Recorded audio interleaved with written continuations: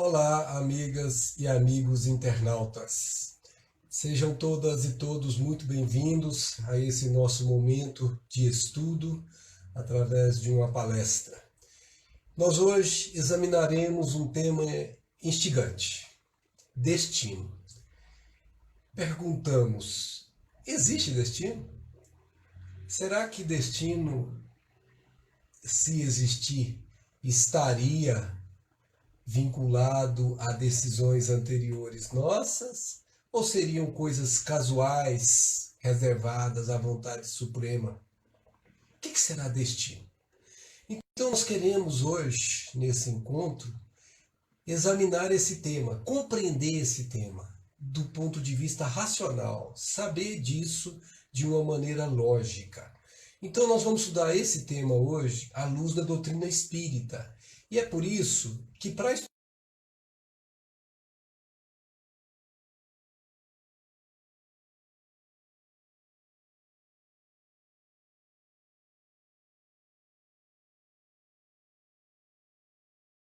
justiça, a lei de amor e a lei de caridade. São as leis supremas. Elas se interligam e estão uma dependente da outra. Mas nós aprendemos no processo evolutivo nessa sequência: lei de justiça, tendo o amor ao centro, e a caridade, que é nada mais, nada menos do que esse amor em movimento, em ação.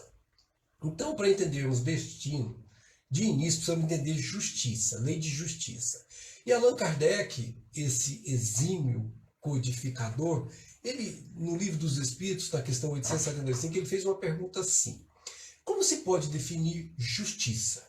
E os benfeitores espirituais responderam a Allan Kardec: a justiça consiste no respeito aos direitos de cada um.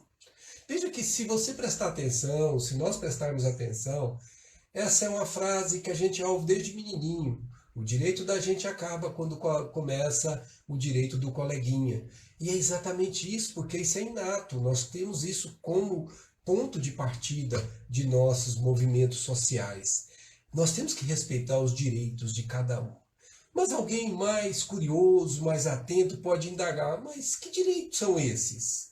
E Kardec foi um desses que insistiu com os espíritos que o assistiam na codificação e perguntou: o que é que determina esses direitos? Está na questão logo a seguida, a questão 875A.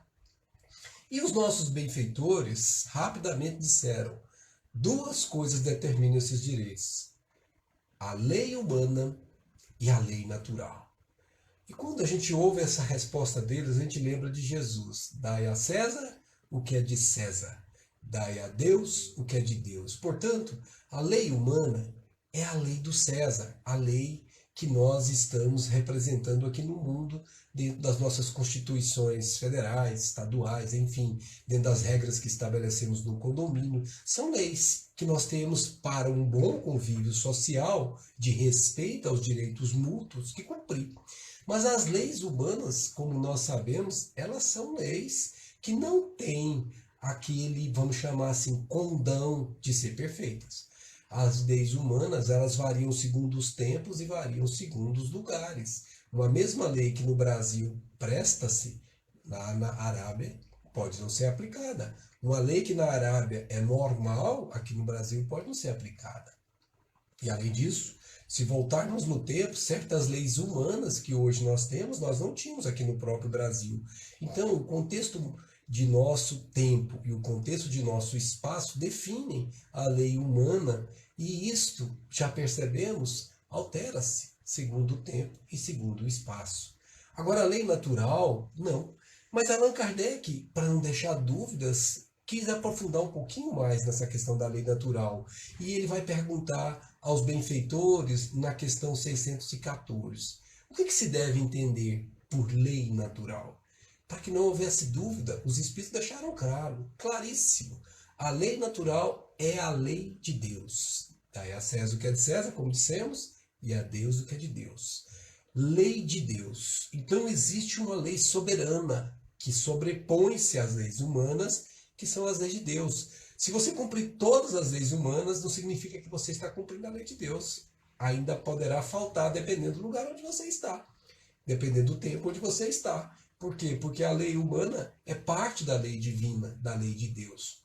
Logo, nós precisamos cumprir a lei humana da sociedade que estamos engajados, estamos envolvidos, mas, sobretudo, jamais deixarmos de cumprir a lei de Deus. Por isso, a lei de Deus precisa ser conhecida. Alguém pode perguntar, mas qual é a lei de Deus, Max? E nós respondemos com Jesus: amar a Deus sobre todas as coisas, sobre todo o teu entendimento, sobre toda a tua alma. Este o maior e primeiro mandamento, disse Jesus, e amar a teu próximo como a ti mesmo. Este o segundo. E disse ele: toda a lei e os profetas estão contidos nesses dois mandamentos. Então, nós temos que cumprir a lei. Ninguém pode amar a Deus se não amar o filho dele, o seu irmão. Por isso, nós temos que amar ao próximo como a nós mesmos, para cumprir essa lei de Deus. E ela é soberana, porque quando nós amamos o nosso próximo sobre nós mesmos, nós estamos, sobretudo, cumprindo a lei de Deus e, por conseguinte, cumprindo a lei humana, porque estaremos fazendo o bem onde nos encontramos. E os Espíritos, na questão 614, cuidam de detalhar um pouquinho mais. Eles dizem assim: a lei de Deus é a única, prestemos atenção na expressão que eles usaram, é a única, verdadeira para a felicidade do homem. Opa! Como é que é o negócio? Para eu ser feliz, eu tenho que cumprir a lei de Deus, que é única? Você tem que cumprir a lei de Deus, que é única. Então eu tenho que amar meu próximo como a mim mesmo sempre. Sim, se eu quiser ser feliz, sempre. Quem faz o bem sabe. O primeiro a se beneficiar do bem feito é ele próprio. Porque este doar-se é cumprir a lei de Deus. Por isso, felicidade está associado a fazer o bem a outrem. Toda vez que você vive só para você, que você vive isolado no seu mundo íntimo, você se fecha para o cumprimento dessa lei, porque você está apenas no amar o próprio, o si próprio, e não está cuidando de amar ao próximo. Então, neste momento, precisamos perguntar: obedecemos essa lei de Deus? É claro, essa é uma resposta de foro íntimo, cada um de nós precisa internalizar esta resposta e construir com honestidade para consigo mesmo. Será que eu estou me esforçando para amar meu próximo? E esta resposta precisa provocar movimentos intimamente em nós, a fim de que, se não estivermos, nos esforcemos para estarmos, porque este é o caminho da felicidade. E aí começamos a falar de preâmbulos do que será o destino. Mas ainda vamos avançar um pouco mais com Allan Kardec, que de uma forma magistral pergunta na questão 625. Onde é que está escrita a lei de Deus? Olha, gente, quando as pessoas estavam lá no século XIX, quando Allan Kardec, em 1858, estava codificando essa doutrina abençoada, se você perguntasse onde está escrita a lei de Deus para um cristão, ele dirá na Bíblia. Se você perguntar para um islamita, ele vai dizer no Alcorão. Se você perguntar para um judeu, ele vai dizer na Torá. Mas os Espíritos não disseram que a lei de Deus está escrita em nenhum livro. Os livros são parte da compreensão dessa lei maior. Porque eles disseram que a lei de Deus está escrita como nós sabemos, na consciência. Nenhuma pessoa que já tem o mínimo de maturidade moral, que faça o mal, não fica mal consigo mesma. Nenhuma pessoa que tem o mínimo de maturidade moral, que faça o bem, não fica bem consigo mesma. A consciência acena imediatamente quando nós estamos fazendo um ou outro, bem ou mal. Então, ela é como se fosse o acenador. Olha, você está no caminho certo. Olha, você está no caminho errado. Ela te alerta, ela te acorda, ela te desperta antes que você faça. E isso é uma bênção, porque você pode reprimir seus maus pendores quando a consciência te sinaliza de que você está indo para o caminho errado. Então, olha que bênção de resposta nós recebemos. E essa lei de livre consciência que nós todos temos, porque a consciência é privada, é de cada um, ela está associada a uma outra lei. Uma anda com a outra. Foi assim que o mecanismo divino se estabeleceu para tornar-nos conscientes do que fazemos e com responsabilidade. Por isso que essa outra lei chama-se lei de livre-arbítrio. Nós podemos escolher. Se tem um poder que você tem, que eu tenho, que nós temos, chama-se livre escolha. Eu posso fazer o que eu bem entender da minha vida. Inclusive, posso fazer o que eu bem entender até com a vida alheia, dependendo da relação que eu tenha com essa outra vida. Mas nem tudo que eu posso, eu devo. E aí a consciência te alertando que sim, você pode, mas não convém, como disse Paulo. Então a lei de livre-arbítrio, ela é muito lícita, é muito claro. Tudo me é lícito, disse Paulo na carta aos Coríntios, capítulo 6, versículo 12. Mas nem tudo me convém. Preste atenção na sua vida ao longo desses anos todos e você vai ver quantas vezes você se arrependeu por não ter obedecido à voz da consciência que foi alertando você de que aquilo não convinha. Por isso, a lei de consciência ou livre consciência está associada também com o livre-arbítrio a uma outra lei. Olha como elas se emaranham, elas estão ligadas, elas estão amarradas. Não há como você mexer numa sem mexer na outra. Esta outra lei chama lei de causa e efeito. O que significa isso? Significa que você pode sim escolher o que você quiser, mas você não poderá evitar as consequências que advirão da sua escolha. Então, escolher fazer o bem, escolher fazer o mal, tem consequências. Você, eu, nenhum ser pensante passa pelo mundo ileso. Tendo feito o bem ou tendo feito o mal, terá que recolher os frutos dessa semeadura.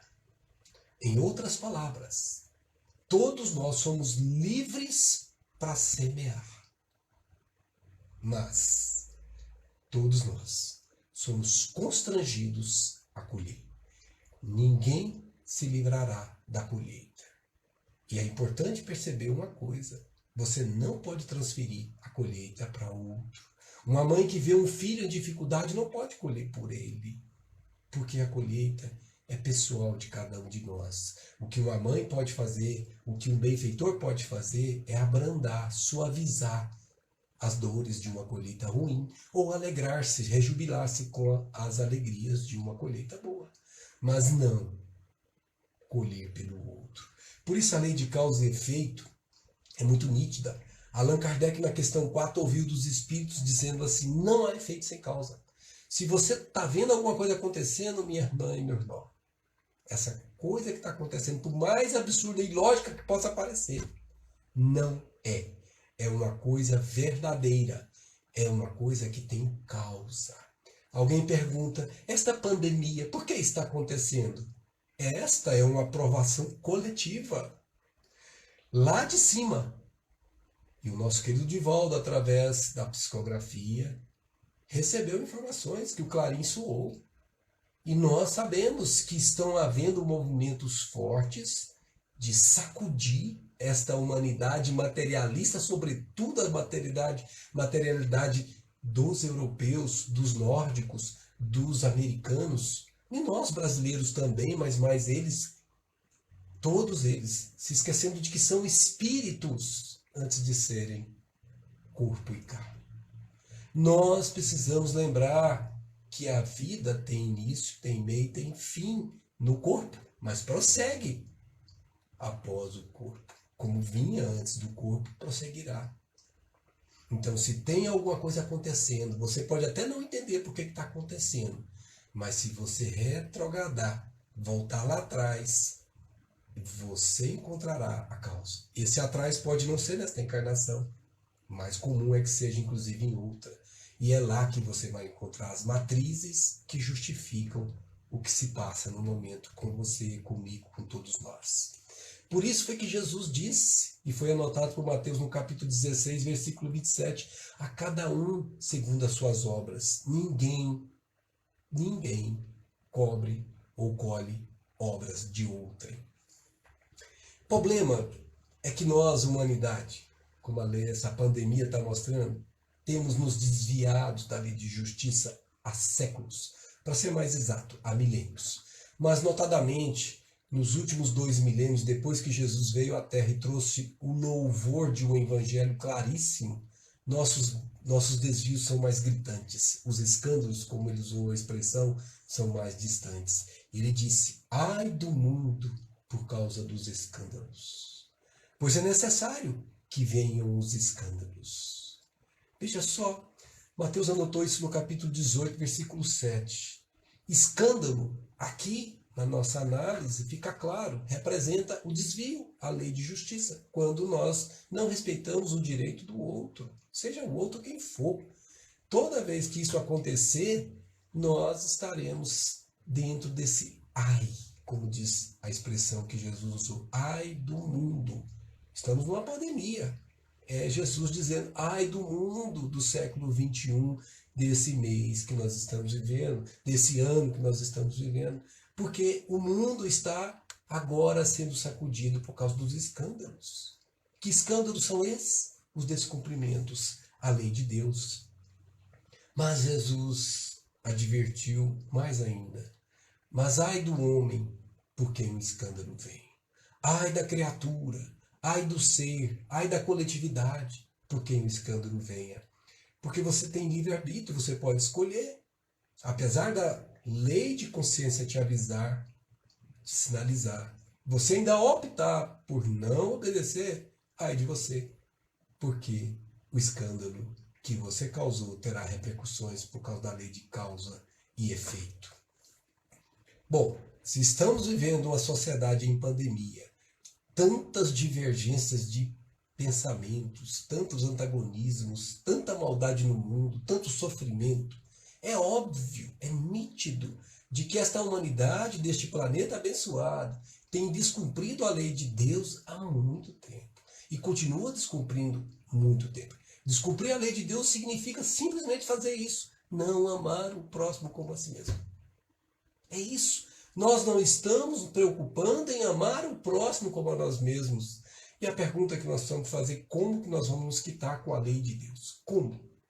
E a resposta foi dada por Jesus mesmo, neste mesmo trecho do Evangelho de Mateus, agora no capítulo 5, versículo 29. Disse ele, se o teu olho direito é motivo de escândalo, ou seja, se você usou o olho para cobiça, para maldade, para poder desejar o outro mal, isso é escândalo. Ele disse, se o teu olho direito foi motivo de escândalo, arranca-o, olha a expressão, arranca-o, é tirar mesmo, e lança-o de ti, longe de você. E diz ele, pois te é melhor que se perca um dos teus membros, do que seja todo o teu corpo, lançado no inferno. Veja que coisa interessante.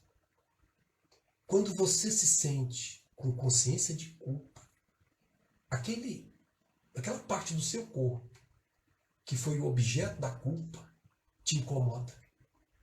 Te incomoda a tal ponto que você não consegue viver com o que você fez. E quando você vai para o plano espiritual, depois da desencarnação, segundo os espíritos, você potencializa o sofrimento ou a alegria que você traz na consciência. Então, se você já tinha um complexo de culpa por algo que você fez, quando chega do lado de lá, a situação torna-se insustentável. E a criatura acaba desesperadamente pedindo a encarnação nova para poder reparar, corrigir o quanto antes esse peso que ele carrega nas costas, que é o complexo de culpa, o remorso. Quando ele faz isso, ele já entrou numa outra fase, que é o arrependimento. Ele sabe que errou. Ele tem consciência certa que errou, que ele não fez o que devia ter feito. Mas ele quer reparar. Isso já não é mais remorso nem complexo de culpa. Isso é arrependimento. Ele vê luz no fim do túnel. Ele sabe que se ressarcir a consciência cósmica, o que dela indebitamente tirou, ele estará em paz consigo mesmo e com a consciência cósmica. Então, aparece agora na nossa fala uma outra lei. A lei de reencarnação.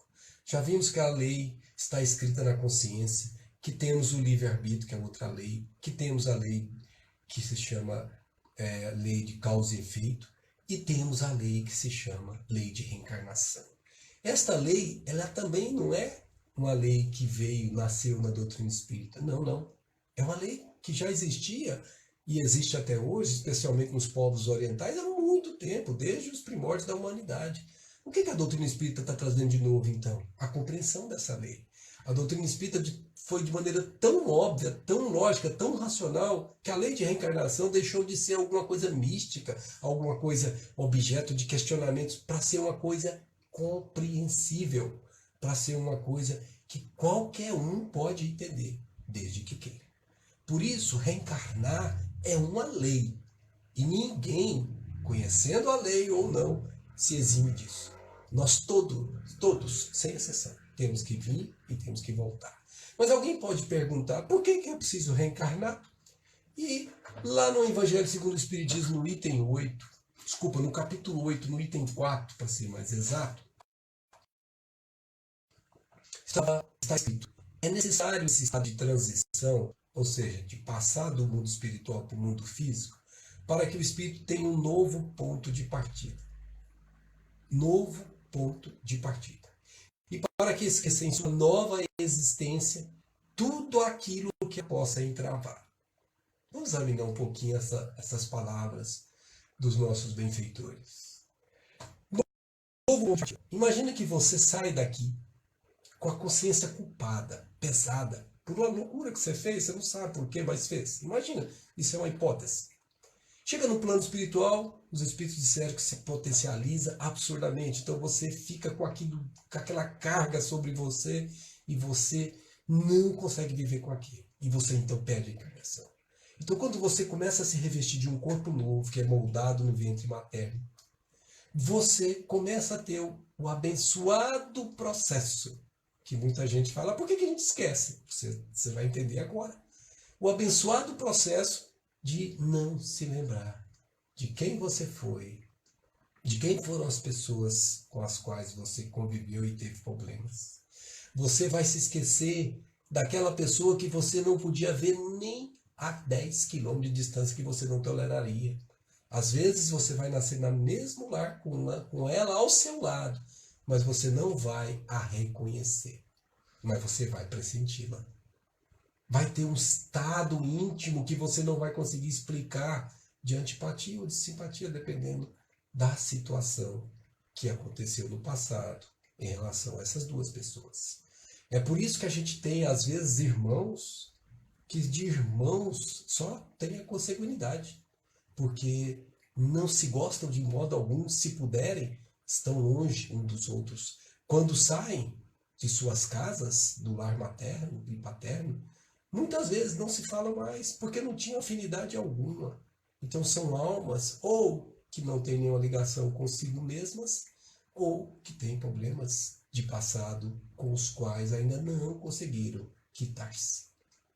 Por isso, esquecer o passado é uma bênção. Mas atenção, você esquece o passado, mas as suas tendências não acabam. Você tem predisposições, você tem tendências para as coisas. Você, por exemplo, se já teve experiências em várias encarnações com música, quando você chega aqui na encarnação nova, você vai ter uma facilidade para aprender música que um outro que não tenha tido essas experiências não vai ter. Se para você vai ser fácil pegar os acordes, para o outro vai ser um sofrimento, porque ele está começando do zero. E você já não está mais no zero. Você avançou. E assim em todos os aspectos da vida. Você pode não ser bom em matemática, mas você pode ser bom em música. E se você estudar agora matemática, devagarzinho você vai ficando bom também em matemática. De encarnação a encarnação, de experiência em experiência, a gente vai aprendendo novas condições de nos melhorarmos, novas intelectualidades, novas afeições, enfim, novas oportunidades de crescer para o Pai. Então, esquece-se sim o passado, mas não se perde o conhecimento adquirido que aparece na forma de aptidão, na forma de tendência, na forma de intuição. E para que esqueça na nova existência tudo aquilo que possa entravar. Ou seja, se eu soubesse que do meu lado eu tenho um irmão que me matou na encarnação passada. Se eu soubesse disso e me comportasse como eu comportei na encarnação passada, eu teria ainda o desejo de matá-lo também, como vingança, tendo em vista que eu ainda sou um espírito inferior. Estou trazendo aqui uma hipótese. Mas eu não sabendo quem é ele, eu posso até ter os senões com ele. Meu Deus, quem que esse menino tem? O que que esse meu irmão tem que me causa tão mal? Mas eu não sei o que que é aquilo. E eu tenho que lidar com isso, procurar tratar meu irmão como o melhor irmão do mundo, procurar vencer essas energias de antipatia que estão nascendo na intimidade da alma, um para com o outro. Porque elas têm base de fortalecimento se a gente alimentá-las. E elas têm base de erradicação se nós trabalharmos na direção de retirá-las de nós. E somente cumprindo aquela lei, amar o próximo como a si mesmo, e o irmão é o próximo mais próximo, estaremos fazendo essa dissolução de energias deletérias que nós mesmos complicamos em nossas vidas. Por isso, o retorno à carne é o novo ponto de partida, é a nova conversa que o espírito tem com a vida. Então desce do mundo espiritual, molda-se um corpo, passa-se uma nova experiência, devolve-se o corpo, do pó vieste, para o pó voltarás, volta para o plano espiritual, faça a análise do que se fez na experiência, como um aluno que volta para casa e analisa os resultados das provas, como é que foi, e verifica onde acertou, onde errou, faz um novo planejamento, torna a fazer uma nova descida, e assim é um contínuo reencarnatório que de encarnação em encarnação vamos tendo aquisições pouco a pouco de novas condições de aprendizado. Por isso, planejamento reencarnatório é sempre uma base de todos nós. Ninguém desce, eu disse ninguém, porque é a doutrina espírita que afirma isso. Ninguém desce do plano espiritual para o plano da Terra sem um plano reencarnatório. A pessoa pode até estar em condição de não saber qual é o seu planejamento, devido ao seu estado difícil dos problemas. Mas esta pessoa, ela pode perfeitamente saber que ela tem alguma coisa que ela carrega consigo. Neste planejamento reencarnatório, você pede para nascer na família que você precisa nascer, com os movimentos de fazer o que você precisa fazer para corrigir o passado, agora no presente. Por isso, nós temos planejamentos gerais. Família que vamos nascer, quem serão os nossos pais, qual a condição social que teremos. Essas condições fomos nós que escolhemos quando nascemos de lá. Estamos começando a fazer a noção do que é destino.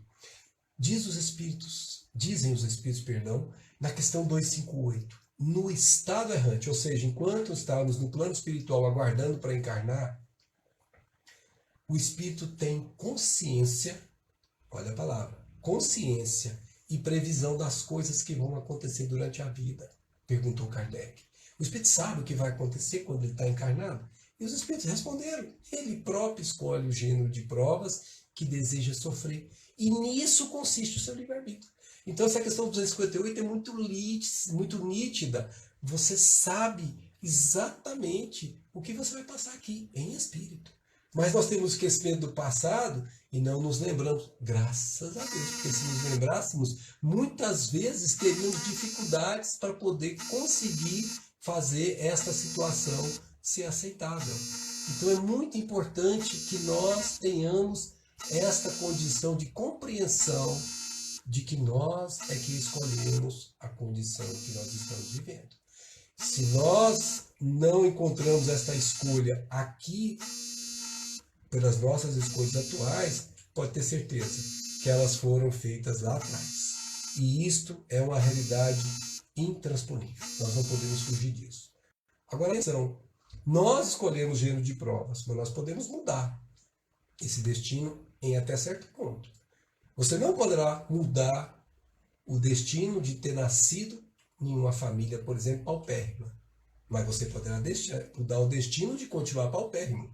É com você. Se você trabalhar, se você fizer o seu grande esforço, você poderá mudar o seu destino que você escolheu anteriormente.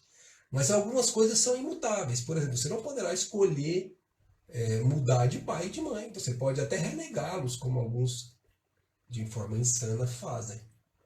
Mas você não poderá negar o nascimento por eles. Então, são certas situações que são imutáveis e são certas situações que você pode, de novo, com o seu livre-arbítrio, alterar. Eu posso ter escolhido casar com uma pessoa e depois abandonar essa escolha. Os espíritos disseram assim: escolheste apenas o gênero das provações. Os detalhes são consequências da posição e muitas vezes das nossas próprias ações. Então nós vamos fazer esses detalhes quando estivermos encarnados aqui. Na questão 259 isso ficou muito nítido. Nós vamos claramente escolher com quem casar. Permanecer casados já vai ser livre-arbítrio atual. E se você foge de um compromisso porque não suportou esse compromisso ou não foi o cumpridor daquela lei, amar a teu próximo como a ti mesmo, você está apenas postergando aquela condição de complexo de culpa que você carrega dentro de você. Você apenas está jogando para frente o que você poderia fazer agora.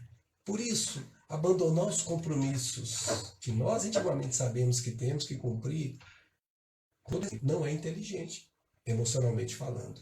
Por quê? Porque você vai pagar essa conta lá na frente. Porque a lei é de causa e efeito, débito e crédito. Você terá que acreditar o que debitou. Então, nós vamos alterar o destino, mas isso tem consequências. Na questão 266, ela é interessante, porque Kardec faz uma pergunta assim: não parece natural que se escolham as provas menos dolorosas? Quando nós estamos aqui encarnados, parece isso. Pô. Eu quero um lugar mais tranquilo, eu quero vida mais calma. É geralmente isso o pensamento natural das pessoas. Mas eles disseram: pode parecer-vos a vós que estão encarnados. Ao espírito, não.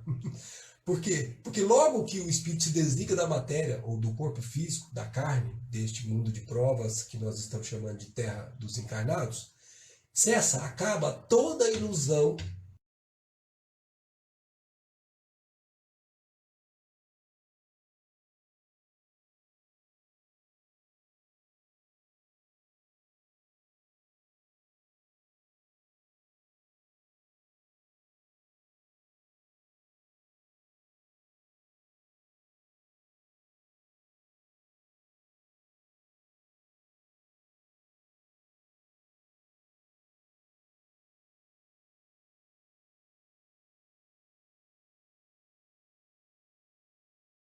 informação de que o nosso mundo é um mundo de expiações e provas. Provas como o aluno que vai fazer a prova na escola. Você não pode mais colar, você vai ter que lembrar do que você estudou para você realmente fazer a prova. Mas graças ao bom Pai, os benfeitores são tão bons que você pode ter uma colinha entre aspas que chama prece. Quando nós estamos com dificuldades, uma oração é uma luz que ilumina e que pode fazer com que aquilo que nós não enxergávamos, enxerguemos e tomemos as decisões corretas. Eles não tomam decisões por nós, porque isso tiraria o mérito da escolha. Mas eles dão luz se você pedir. Então essa cola, entre aspas, na prova, ela é permitida no mundo dos encarnados. Engraçado, né? Porque a gente acha que a vida começa aqui quando a gente não conhece essas coisas de doutrina espírita. Mas Emmanuel, que é um espírito incomparável, gente, é impressionante como Emmanuel é lúcido, nítido, conciso. E lá no livro que se chama Pensamento e Vida, um livro fino, que é uma pérola que todo espírita deveria ter na cabeceira. Ele vai dizer na lição 11, que ele chama de berço, ele vai dizer assim: o caminho que iniciamos em determinada existência é o prolongamento dos caminhos que percorremos naquelas existências que a precederam, que vieram antes dela. Excetuando-se os planos organizados para as obras especiais, que são os missionários, todo berço de agora, retrata o ontem que passou. Ele foi muito feliz em dizer que você nasce onde você precisa nascer, onde você necessita nascer, nem mais e nem menos. O teu berço é o teu movimento escolar de aprendizado. Nosso berço no mundo, disse ele, é o retrato de nossas necessidades. Então, a primeira coisa que nós devemos fazer, graças a Deus por termos tido um berço, porque nós fomos aceitos, gente. Os nossos pais nos permitiram estar junto deles. Então, ter nascido já é uma vitória esplendorosa, uma vitória que nós precisamos considerar como fundamental, porque nós temos muitos irmãos que estão no plano espiritual, desejosos, necessitados de encarnar e não conseguem, porque ainda não tiveram a permissão. Então, ter descido à terra e ter um corpo de carne, seja de qual for a natureza desse corpo, sadio ou com problemas, já é uma benção. Ter um berço, seja ele humilde, seja ele de qual for a condição social, já é uma benção. Porque ali estará a escola que precisaremos fazer a nossa aprendizagem. Nós temos um caso no livro Entre a Terra e o Céu, que eu acho que vai dar tempo de contar aqui. É o caso do Júlio. O Júlio era um menino que, antes de ser menino nessa história do século XX, ele era um rapaz no século XIX. E lá ele fez o escândalo a si mesmo, porque no caso do Júlio, a gente observa ele como autor da própria perturbação do centro laríngeo, alteração que expressa por enfermidade ou desequilíbrio a acompanhá-lo fatalmente na reencarnação. O que é isso que André Luiz nos contou aqui?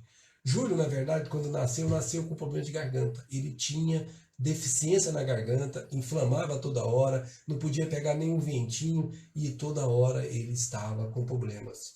Aí quando você remonta a vida de Júlio, e os nossos benfeitores do livro fazem isso, você vai encontrá-lo lá no Paraguai, no século XIX, na Guerra do Paraguai, envolvido numa trama amorosa em que ele é traído pela mulher que ele amava. E para poder fazê-la sofrer, muitos fazem isso hoje, gente. Isso é no século XIX, mas muitos fazem isso. Para fazê-la sofrer, vai tentar o suicídio, para que a culpa ficasse sobre ela pelo suicídio. Um engano muito grave, porque a culpa é de quem faz isso e não de quem provocou, porque quem provocou é como se fosse o movimento de prova. Você está passando por aquela dificuldade e tem que enfrentá-la com garnadia. Se você foi rejeitado, aceite isso e ampare-se no mais alto, mas nunca volte-se contra o desamparador, querendo machucá-lo com a sua própria morte, como fez Júlio naquela época. E ele tentou o suicídio, tomando um veneno daqueles que corroeram a garganta dele. Foi salvo, conseguiram ainda socorrê-lo, e ele acabou se suicidando depois, pulando no Rio Paraguai, não sabia nadar e morreu por afogamento. Nasce no século XX, lá no Rio de Janeiro, e vai nascer com a garganta toda com problema. Sabe aquele menininho que não pode ver qualquer ventinho, inflama? Todo momento ele tinha um problema no centro laríngeo, porque ele danificou o centro laríngeo quando fez contra si próprio uma perturbação, tomando uma decisão livre-arbítrio, e a consequência não pôde ser evitada. Ele afetou a sua própria integridade na região da laringe. E aí perguntou o André, mas como ele vai resolver esse problema com essa deficiência? E a resposta, gente, é muito interessante.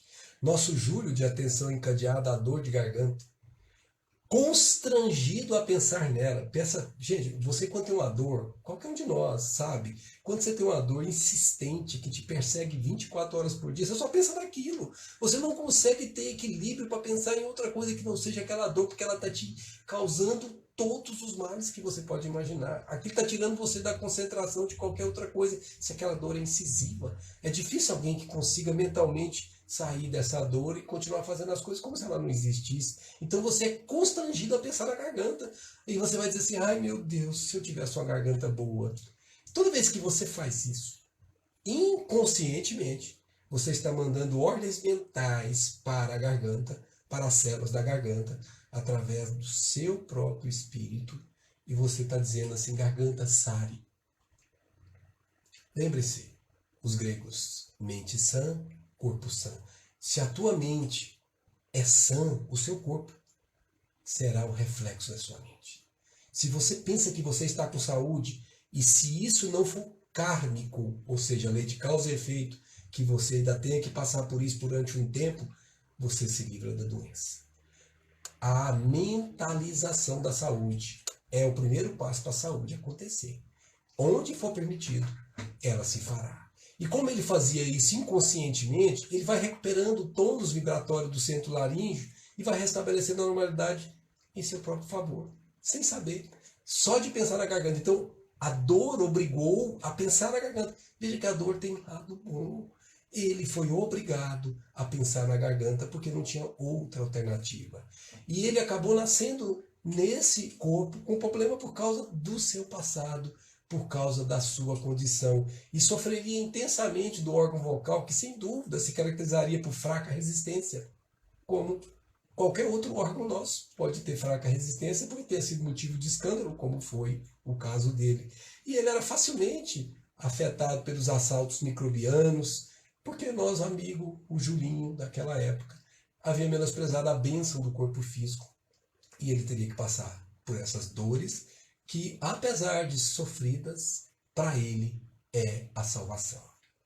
Um outro caso interessante é o caso de Adelino, que está no livro Ação e Reação. Adelino, junto com uma moça, que era a esposa do seu pai, ele se envolveu com ela e ela com ele e queriam se livrar do pai. E acabou dando para o pai um remédio, o pai ficou entorpecido e colocou fogo, colocou resina, auxiliado por ela, e matou o pai, queimado. Queimado. E depois que ele fez isso, aquela consciência foi muito forte sobre ele. Ele foi para a Europa, ele era rico, era um fazendeiro daquela época, do século XIX, foi para a Europa, tinha muito dinheiro do pai, mas nada, lugar algum, livrava-o da consciência de culpa. E ele acabou desencarnando muito mais cedo e voltou para o mundo espiritual com um peso na consciência inominável. E lá ele encontrou o espiritismo, olha que bacana, ele encontrou o espiritismo no mundo dos espíritos e foi estudar o espiritismo lá, tomou consciência do seu grave delito e arrependeu-se profundamente e fez uma programação espiritual. Ele queria nascer de novo numa condição oposta da que ele tinha nascido, em forte dificuldade, e ele queria receber o pai dele como um seu filho. E assim as coisas foram feitas. E ele, quando nasceu, quando reencarnou, passou um tempo entre nossas pessoas aqui da Terra, como se ele não existisse, só as pessoas da Terra existissem. Ou seja, ele vivia fazendo o bem. E ele sofria dores, porque as pústulas que nasciam na pele, que era nada mais do que a consciência de culpa representando as queimaduras do pai, eram completamente duras de serem suportadas. Mas mesmo assim, ele não pensava nisso e fazia o bem pelo bem, sem nenhuma preocupação. E esses sofrimentos que ele viveu, ele acabou passando a fazer o bem tão habitualmente que a dor era uma vez ou duas no mês que ele tinha que ir para a cama porque ele não suportava realmente os problemas que vinham dessa doença que ele sofria. E na verdade os espíritos contam que ele deveria ter uma hanseníase, algo semelhante a isso, muito mais grave do que ele tinha, e porque ele fazia tanto bem, o amor cobriu a multidão de pecados. Ou seja, ele suavizou a sua realidade de sofrimento íntimo. Essas duas histórias tratam do amor a si mesmo, Júlio, e amor ao próximo, o nosso querido Adelino. O Júlio não fez nada em relação a outrem para poder abrandar suas dores, e a sofreu, até onde o livro conta, todo o tempo. Já o seu Adelino, ele tinha uma consciência tão bem definida no plano espiritual que ele fez o bem tão logo ele se viu consciente de si mesmo. Sofrendo o abandono da mãe, sofrendo as dificuldades financeiras, mesmo assim, ele não abandonou jamais o bem. E aí nós perguntamos, desvios à lei de causa e efeito, como que vamos nos harmonizar com a lei divina? E Allan Kardec dá os passos que todos temos que seguir, conscientemente ou não. Primeiro o arrependimento, depois a expiação e depois a reparação. Arrependimento, expiação e reparação, dissera Allan Kardec, são as três condições. Então é imposição. São as três condições necessárias para apagar, como se passasse uma borracha, apagar os traços de uma falta e suas consequências. Por isso, o amor cobre a multidão de pecados. É literalmente isso. Você vai ter a experiência, mas não o complexo de culpa que essa experiência provocou. Por isso, temos que passar por essas 3 etapas. O arrependimento, disse Allan Kardec, suaviza as dores da expiação. Quando você estiver passando pelas dores, como Adelino, você sente menos intensamente as dores porque você está consciente de que você não está passando por aquilo por acaso. E abre a esperança para o caminho de reabilitação. Mas só a reparação, disse Allan Kardec, pode anular o efeito destruindo-lhe a causa. Se você quebrou, você tem que consertar. Se você fez o mal, você tem que fazer o bem. É assim. Se você desviou da lei de justiça, você tem que fazer a harmonização com a lei de justiça. Arrependimento, podemos falar um pouquinho mais dele. O arrependimento pode dar-se em toda parte e em qualquer tempo. Pode ser encarnado. Pode ser logo após o crime que eventualmente eu tenha cometido. Se for tardio, alertam-nos os espíritos, o culpado sofrerá por muito mais tempo. Se for tardio. A expiação. A expiação consiste nos sofrimentos físicos e morais que são a consequência da falta cometida. Então nós vamos refletir em nós o que fizemos a outra ou ao nosso próprio corpo. A reparação consiste em fazer o bem a quem se havia feito mal. Então temos que devolver na mesma moeda. E Kardec, para irmos para o encerramento dessa noite gloriosa que estamos vivendo, vamos pedir emprestado esta pergunta que ele fez aos espíritos, lá na questão 1000. Podemos, já nesta vida, resgatar nossas faltas? Ou seja, já nessa existência que estamos vivendo, nós podemos resgatar nossas faltas? Eu cometi erros. Lá atrás eu errei, puxa, eu não tinha todo o esclarecimento, eu fui de alguma forma volúvel, não ouvi minha consciência. Não importa, eu não posso voltar lá atrás e corrigir mais nada. Mas eu posso, com esta pergunta, refletir sobre o que fazer para frente. E os espíritos responderam a Kardec: sim, sim, você pode já nesta existência resgatar suas faltas, reparando-as. Então, se eu já percebi que eu fiz algo que não está em harmonia com a consciência cósmica, seja no dia de ontem, seja 30 anos atrás, eu devo voltar lá e reparar o que eu errei enquanto eu estou a caminho, como disse Jesus, para que a minha oferenda seja agradável a Deus.